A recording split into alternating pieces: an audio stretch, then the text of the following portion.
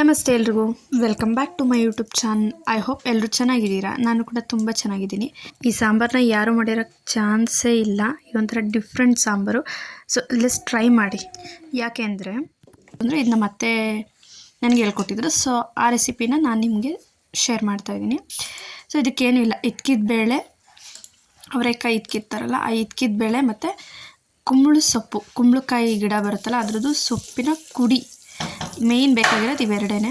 First ಮಾಮೂಲಿ ಎಣ್ಣೆ, ಸಾಸಿವೆ, ಕರಿಬೇವಿನ ಸೊಪ್ಪು, ಮೆಣಸಿನ್ಕಾಯಿ, ಈರುಳ್ಳಿ ಇಷ್ಟು ಹಾಕ್ಕೊಂಡು, ಜೀರಿಗೆ ಇಷ್ಟು ಹಾಕ್ಕೊಂಡು ಫ್ರೈ ಮಾಡ್ಕೋಬೇಕು. ಈರುಳ್ಳಿ ಕಂದು ಬಣ್ಣ ಬರೋ ತನಕ ಚೆನ್ನಾಗಿ ಹುರ್ಕೋಬೇಕು. ಈರುಳ್ಳಿ ಒಂದು ಸ್ವಲ್ಪ ಜಾಸ್ತಿನೇ ಹಾಕ್ಕೊಳ್ರಿ, ಯಾಕಂದರೆ ಇದರಲ್ಲೇ ನಾವು ಖಾರ ರುಬ್ಬಕ್ಕೂ ಸಹ ತೊಗೊತೀವಿ. ಸೊ ಹಾಗಾಗಿ ಒಂದೆರಡು ಈರುಳ್ಳಿ, ಒಂದು ಎಕ್ಸ್ಟ್ರಾ ಈರುಳ್ಳಿ ಹಾಕಬೇಕು ಒಗ್ಗರಣೆಗೆ. ಅದು ಕಂದು ಬಣ್ಣ ಬರಬೇಕು, ಅಂದರೆ ಹಸಿ ವಾಸನೆ ಎಲ್ಲ ಹೋಗಬೇಕು. ಸೊ ಅದರಲ್ಲಿ ಎಷ್ಟು ಬೇಕೋ ಅಷ್ಟು, ನಾವು ಎಷ್ಟು ಕ್ವಾಂಟಿಟಿಲಿ ಮಾಡ್ತೀವೋ ಆ ಕ್ವಾಂಟಿಟಿಲಿ ಒಗ್ಗರಣೆಲಿ ಸ್ವಲ್ಪ ಬಿಟ್ಬಿಟ್ಟು ಮಿಕ್ಕಿದ ಒಂದು ಸ್ವಲ್ಪ ಹುರಿದಿರೋ ಈರುಳ್ಳಿನ ಮಿಕ್ಸಿಗೆ ಹಾಕ್ಕೋಬೇಕು. ನಾನು ಬಂದ್ಬಿಟ್ಟು ಇಲ್ಲಿ 3 ಜನರಿಂದ 4 ಜನಕ್ಕೆ ಮಾಡ್ತಾಯಿದ್ದೀನಿ. ತಗೊಂಡಾದ್ಮೇಲೆ ಹಿದ್ಕಿಟ್ಟಿರ್ತೀವಲ್ಲ, ಆ ಹಿದ್ಕಿದ್ದ ಅವರೆಕಾಳನ್ನ ಒಗ್ಗರಣೆ ಒಳಕ್ಕೆ ಹಾಕಿ ಸ್ವಲ್ಪ ಒಂದು 2 ಚಿಟಿಕೆ ಅರಿಶಿನ ಹಾಕ್ಬಿಟ್ಟು ಸ್ವಲ್ಪ ಕೈ ಆಡಬೇಕು. ಅದ್ರದ್ದು ಸ್ವಲ್ಪ ಹಸಿ ವಾಸನೆ ಹೋಗೋ ತನಕ ಜಸ್ಟ್ ಒಂದು ನಿಮಿಷನೂ 1.5 ನಿಮಿಷ ಅಷ್ಟೇ. ಅದೆಲ್ಲ ಸ್ವಲ್ಪ ಕೈ ಆಡಿ ಅದ್ರ ಹಸಿ ವಾಸನೆ ಹೋದ್ಮೇಲೆ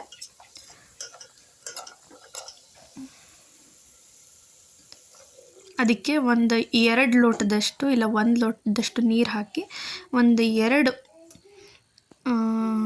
ಚಿಕ್ಕ ಸ್ಪೂನಲ್ಲಿ 1-2 ಸ್ಪೂನ್ ಉಪ್ಪು ಹಾಕಿದ್ದೀನಿ. ಒಂದು 10-15 ನಿಮಿಷ ಅದನ್ನು ಬೇಯೋದಕ್ಕೆ ಬಿಡಬೇಕು. ಯಾಕಂದರೆ ಅದು ಒಂದು 1/4 ಭಾಗ ಬೆಂದ ಮೇಲೆ ಆ ಕುಂಬಳು ಕುಡಿ ಇರುತ್ತಲ್ಲ, ಸೊ ಅದನ್ನು ಹಾಕಬೇಕು. ಇನ್ನು ಸ್ವಲ್ಪ ನೀರು ಹಾಕ್ಕೊಂಡು ನಾವು ಎಷ್ಟು ಕ್ವಾಂಟಿಟಿ ನಮಗೆ ಸಾಂಬಾರು ಬೇಕೋ ಅಷ್ಟು ನೀರು ಅದಕ್ಕೆ ಹಾಕ್ಬಿಡಬೇಕು. ಹಾಕಾದ್ಮೇಲೆ ಸೊಪ್ಪಿರುತ್ತಲ್ಲ, ಸೊಪ್ಪನ್ನು ಅದರೊಳಗೆ ಹಾಕಬೇಕು. ಅದು ಸ್ವಲ್ಪ ಕುದ್ದಿ ಒಂದು 1/4 ಭಾಗ ಕಾಳು ಬೆಂದ ಮೇಲೆ ಸೊಪ್ಪು ಹಾಕಬೇಕು. ಇದಕ್ಕೆ ಟೊಮೊಟೊ ಸೊಪ್ಪು ಬೇಯಕ್ಕೆ ಹಾಕ್ಬೇಕಾದ್ರೇ ಟೊಮೊಟೊ ಎಷ್ಟು ಬೇಕೋ ಅಷ್ಟನ್ನ ಬೇಯೋದಕ್ಕೆ ಹಾಕಬೇಕು. ಈರುಳ್ಳಿ ಹಾಕಬಾರ್ದು, ಚೆನ್ನಾಗಿರುತ್ತೆ. ಯಾಕಂದರೆ ಈರುಳ್ಳಿ ಹುರಿದಿರೋದಿರುತ್ತಲ್ಲ ರುಬ್ಬಕ್ಕೆ, ಅದಕ್ಕೆ ಚೆನ್ನಾಗಿರುತ್ತೆ.